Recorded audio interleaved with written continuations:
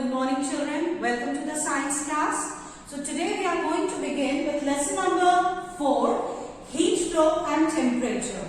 Alright. Now, how do we talk about the word heat? What exactly we mean by the word heat? So suppose I keep a cup of coffee, or I keep something that is being fried. You can see it on the gas, some puri or some snacks that your mother is frying. What will you call? You will say it is hot, right? Or if you see an ice tray, you see an ice cube, what comes to your mind? What type of an object it is?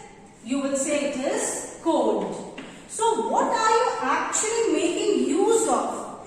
How do you know that a substance is hot or a substance is cold? You are making use of your eyes. Alright?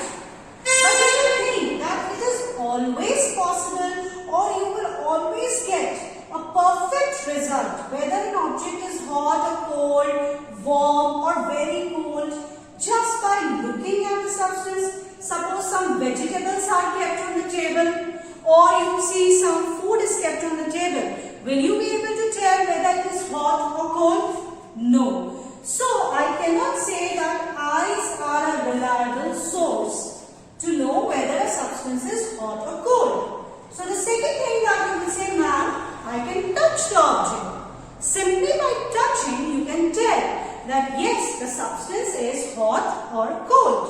Okay. So now, is it always and always accurate? Is it always giving you accurate results? No.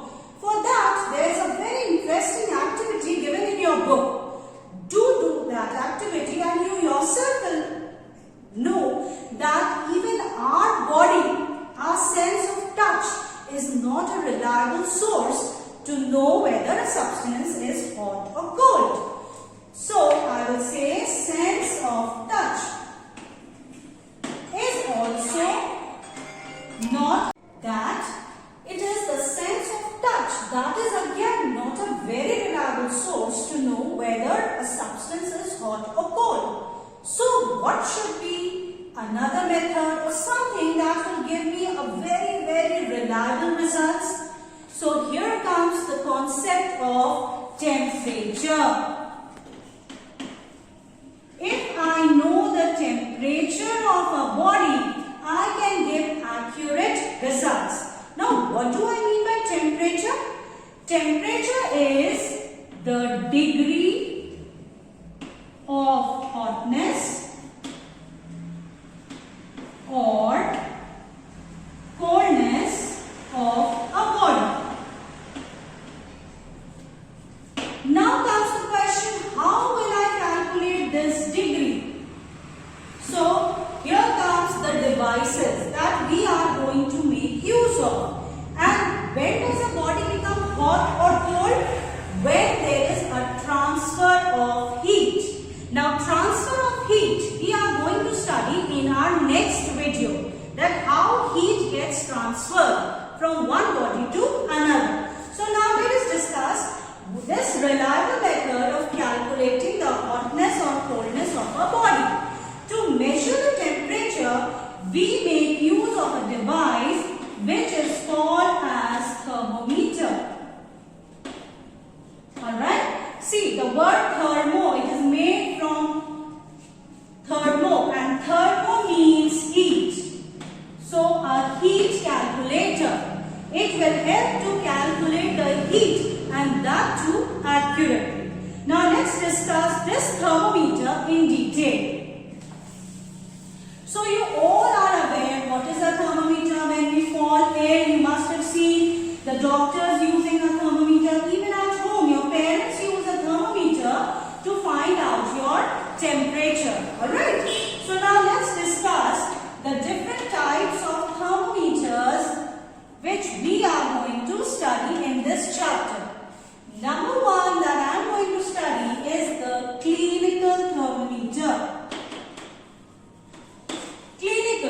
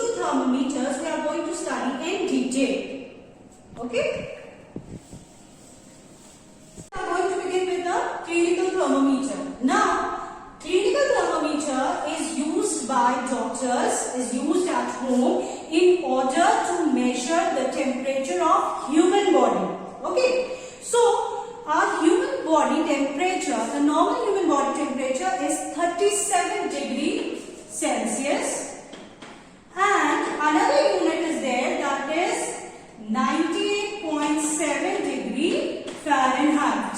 Fine. These are the two units that are being used.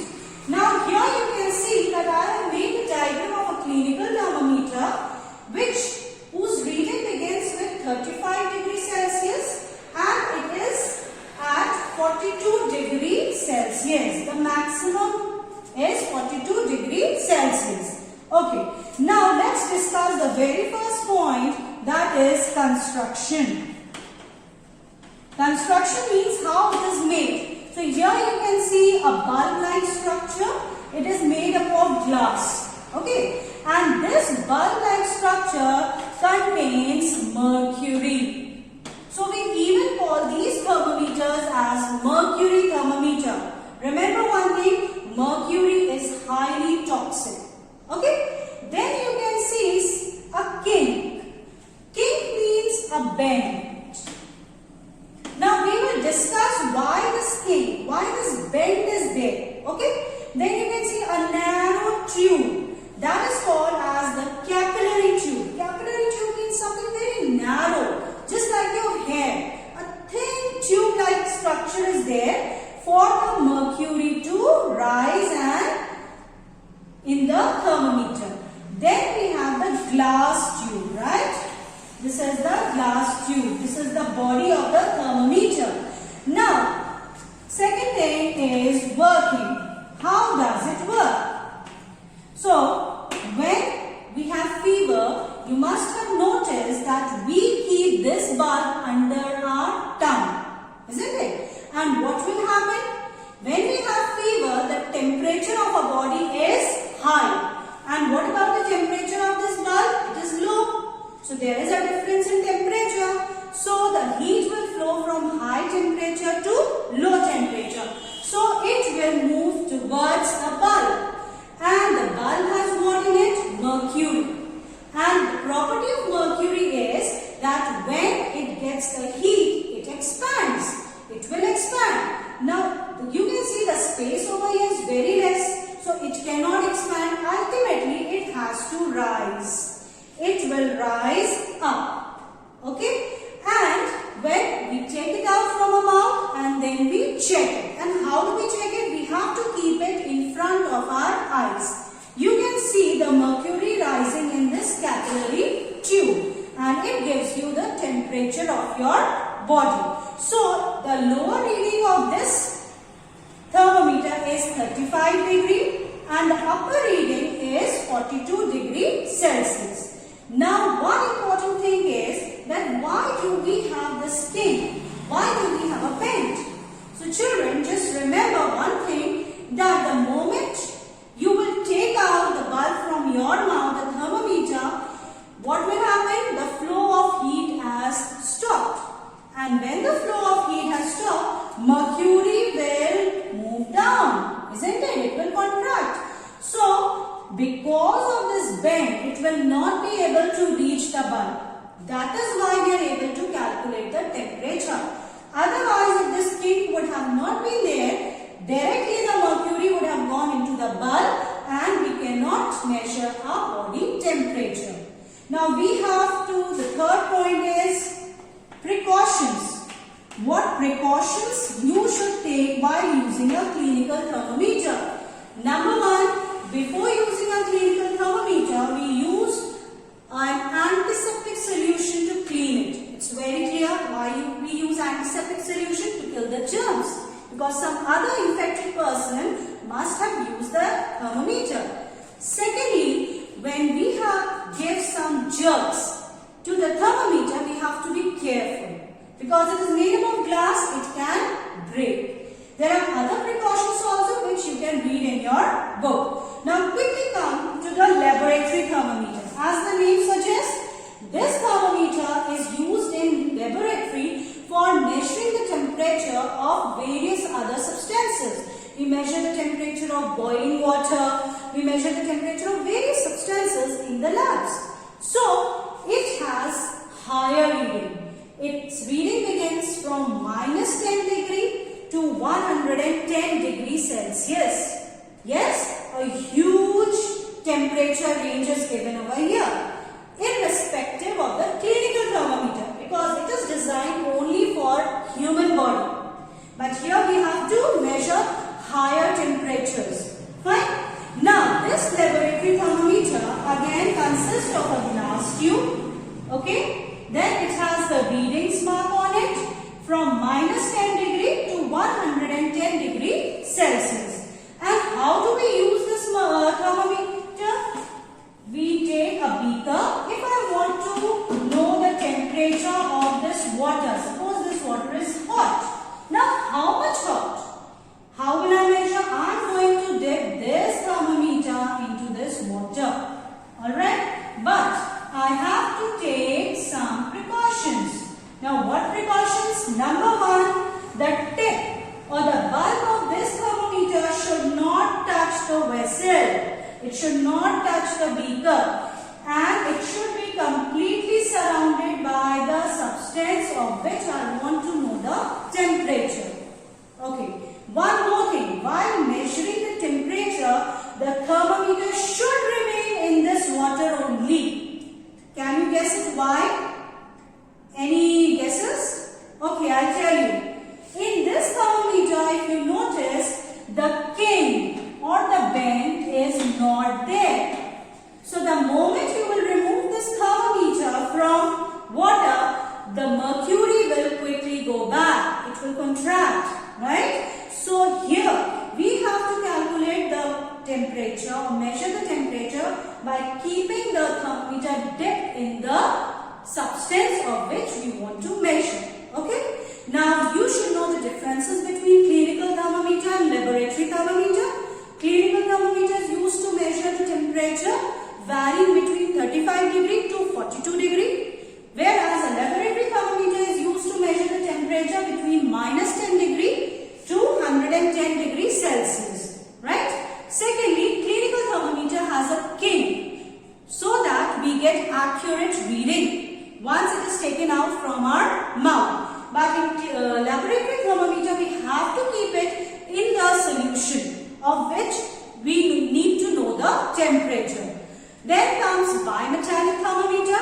Bimetallic, as the word suggests, bi. Bi means two, and metallic. Metallic means I am getting it from two metals. Okay, so two metal strips, two different metal strips are used, and those are called bimetallic strips. It is used to measure temperatures that are very high. That is why we use them in ovens, furnaces. Here we are making use of bimetallic thermometer. And the last one is the maximum and the minimum thermometer. The maximum and minimum thermometers are used to know the weather reports. In the newspaper you must have seen the weather report of the previous day is given. What was the maximum temperature? What was the minimum temperature? So for that